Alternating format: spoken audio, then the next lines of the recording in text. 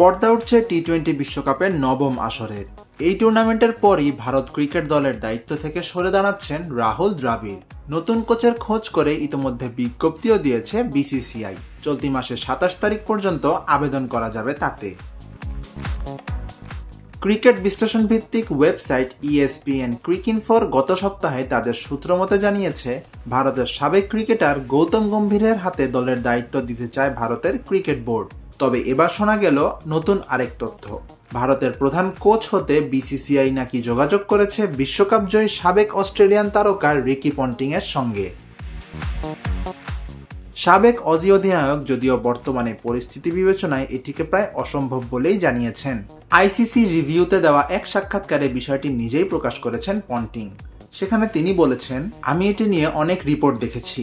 সাধারণত এই জিনিসগুলো আপনি নিজে জানার আগেই সামাজিক যোগাযোগ মাধ্যমে ছড়িয়ে যায়। তবে আইপিএলে আমার সঙ্গে একান্তে ভারতের প্রধান কোচ প্রসঙ্গ নিয়ে বেশ কয়েকবার কথা হয়েছিল। মূলত আমি এটি করতে আগ্রহী কিনা সেটি নিশ্চিত করতেই।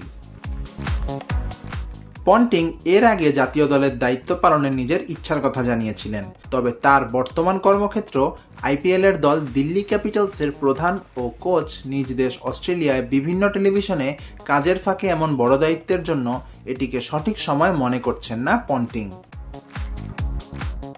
2018 সাল থেকে দিল্লি ক্যাপিটালসের প্রধান কোচের দায়িত্ব পালন করে আসছেন পন্টিং। ভারতের জাতীয় দলের কোচ হলে আইপিএলের কোনো দলের দায়িত্ব পালন করা যাবে না, এটি সম্পর্কে ভালোভাবেই অবগত আছেন পন্টিং।